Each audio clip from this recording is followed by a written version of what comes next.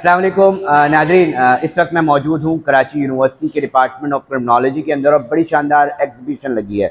मैं इस वक्त यहाँ जिस मकाम पे मौजूद हूँ ये डिपार्टमेंट है, और इस जगह पर किस तरह अगर आपकी एफआईआर नहीं कट रही हो तो आपको क्या करना पड़ता है और एफआईआर कटवाने के लिए किस प्रोसेस से गुजरना पड़ता है थानों के अंदर, आइए हम जानने की कोशिश करते हैं। मैं इस वक्त थाने पे आया हूँ और सोच लीजिए कि मेरे साथ स्नैचिंग हुई है और अब मैं थाने के अंदर आ रहा हूँ, तो पहला वास्ता जिससे पड़ेगा वो है ये ड्यूटी अफसर जो कि थाने के अंदर मौजूद होता है।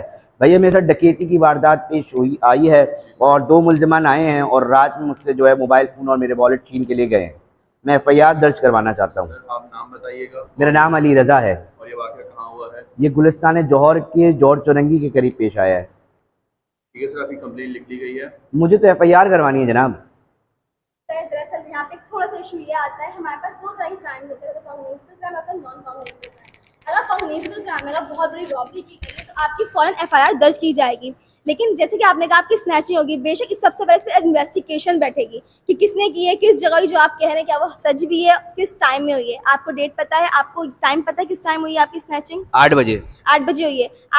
आपको जो बंदा स्नैचिंग करके उसकी नंबर प्लेट याद है? कुछ भी याद नहीं। तो सबसे पहले हम इस पर रिसर्च करेंगे, इन्वेस्टिगेशन टीम। मतलब आप लोग नहीं काटना चाह रहे ना एफआईआर? सबसे पहले तो देखिए हर चीज का एक प्रॉपर तरीका होता है, हम पहले आपकी इन्वेस्टिगेशन करें फिर आपकी एफआईआर। इतना तो टाइम गुजर जाएगा, इस तरह तो नहीं। एनसी काटेंगे, कच्ची रिपोर्ट आपकी इसलिए काटेंगे जो स्नैचिंग खुदा ना खास्ता कल को कोई बड़े मामले पे लाइक मर्डर हो गया, वहाँ पे आपकी चीजें पाई जाती हैं तो आपके पास एनसी पहले से मौजूद होगी। मगर मुझे मैडम एफआईआर करवानी है, ये बताएं। आप लोग नहीं काट रहे, ठीक है जी, ड्यूटी अफसर ने मना कर दिया। अब मैं जाऊंगा स्टेशन हाउस ऑफिसर जो कि एसएचओ कहलाते हैं।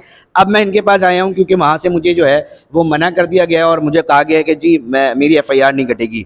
अस्सलाम वालेकुम सर, मेरे साथ वारदात हुई है और इस तरह है, और वो ड्यूटी अफसर मेरी एफआईआर ही नहीं काट रहे। क्या वारदात हुई? मेरे मोबाइल फ़ोन छीन लिए गए हैं और मेरे कुछ वॉलेट में पैसे थे वो छीन लिए गए हैं, मगर अब ड्यूटी अफसर जो है वो नहीं काट रहे मेरी एफआईआर। आपने कंप्लेन लिखवाई होगी?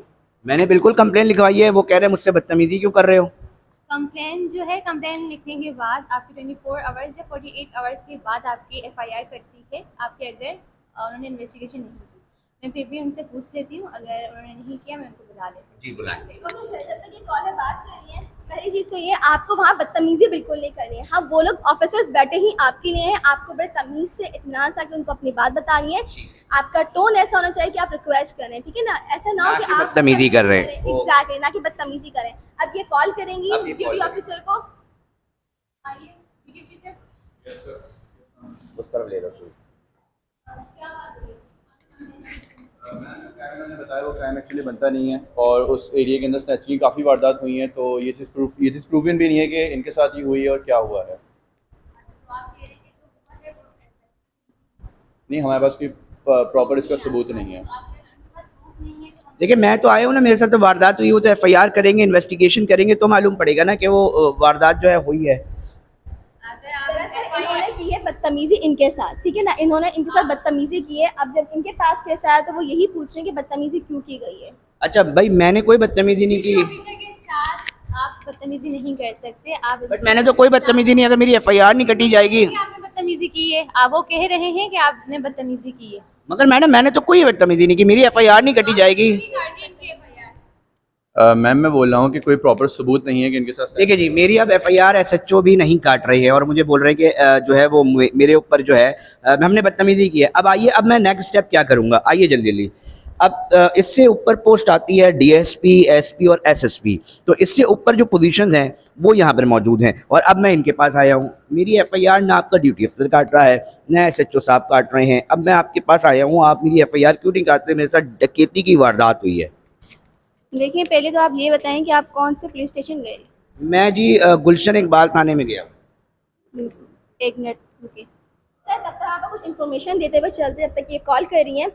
एसपी के अंडर ना 4 से 6 जो है ना हमारे पास थाने आते हैं, पुलिस स्टेशन आते हैं, क्योंकि इनका एक हायर रैंक होता है। अभी जैसे कि आपने कहा कि आपकी एफआईआर नहीं काटी गई है, आप एसपी के पास अभी मौजूद हैं, तो ये कॉल करके आपको बताएंगे कि मामला क्या था। हेलो, हाँ एसएचओ, आपने एफआईआर क्यों नहीं कट की?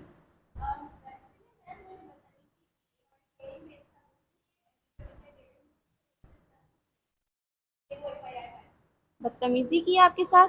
चलिए सही है, मैं देखती हूँ। आपने एसएचओ के साथ बदतमीजी की। नहीं मैडम, मैंने तो कोई बदतमीजी नहीं की। अगर मेरी एफआईआर या मेरी दरखास्त नहीं रिसीव होगी तो उसको आप होते कौन है हमें लॉ सिखाने वाले? बदतमीजी हम लोग जो है लॉ को मेंटेन करें, तो आप कौन होते हैं हमें सिखाने वाले? मतलब मेरी एफआईआर नहीं कटेगी मैडम? कैसे कटेगी? आप बदतमीजी कर रहे हैं। ओके अच्छा, अब मेरी यहाँ पर भी अगर सुनवाई नहीं होती तो व्हाट नेक्स्ट? ये है मजिस्ट्रेट, मैंने अब इनसे दरख्वास्त करनी है और इधर एप्लीकेशन लगानी है कि मेरे साथ ये वक़ुआ पेश आया है और मेरी एफआईआर नहीं काटी गई है, और अब मैं आया हूँ, अब देखते हैं क्या होता है। वालेकुम अस्सलाम। अब मेरी एफआईआर नहीं काटी गई है तो मुझे आप 22 से देंगी? जी बिल्कुल, मैं अभी आपकी परेशानी को दूर करती हूँ। आपका क्या मामला है? मेरे साथ डकैती की वारदात हुई है और एफआईआर ही नहीं कट रही है। मेरी फर्स्ट इन्फॉर्मेशन रिपोर्ट ही जो है वो नहीं होगी। कौन से पुलिस स्टेशन गए थे? मैं गुलशन इकबाल। जी एक मिनट। जब तक कि हमारी कॉल पे बात कर रहे हैं। अच्छा, मजिस्ट्रेट का काम कुछ ऐसा होता है, हम मजिस्ट्रेट के पास तब जाते हैं जब हम पुलिस स्टेशन जाते हैं। वहाँ से हमारी एप्लीकेशन एफआईआर जो नहीं काटी जाती, एप्लीकेशन रिजेक्ट कर दी जाती है। फिर हम ड्यूटी ऑफिसर के पास जाते हैं, ड्यूटी ऑफिसर नहीं काटते। फिर हम अपने एसएचओ के पास आते हैं, वो भी नहीं काटते। और अगर हम एसपी के पास जाएं क्योंकि हमारे मिसबिहेव की वजह से वो भी नहीं काटे, तो फिर हमारे पास लास्ट ऑप्शन होता है कोर्ट। क्योंकि जो मजिस्ट्रेट है उनके रिलेशन होते हैं सुपीरियर कोर्ट से, हाई कोर्ट से, सिटी कोर्ट से, इनके रिलेशन होते हैं। और इनके पास जो ग्रेड है वो 18 ग्रेड का होता है। और कानूनी कार्रवाई फिर ये मुझे 22 से का ऑर्डर देंगी कि वो जाएंगे कि भाई इनकी। इनफैक्ट वो अगर कोई गलत मामला हुआ तो वो उनकी भी सुनवाई करेंगे जो पीछे बैठे होंगे। बिल्कुल। अस्सलाम वालेकुम। जी एसएचओ साहब, क्या मामला है?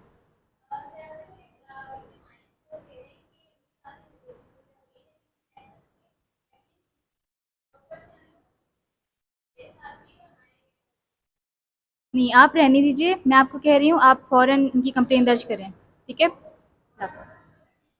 जी, आप बिल्कुल परेशान नहीं हो, आपकी कंप्लेन दर्ज हो जाएगी और आप सुबह रिसीव कर सकते हैं। अब आप मुझे 22 से जो है वो करवाऊंगा मैं, और उसके ऊपर भी आप होगी। तो नाज़रीन, हमने दिखाया कि थाने के अंदर किस तरह एप्लीकेशन, ये अवेयरनेस एक एग्जीबिशन और बड़ी शानदार है।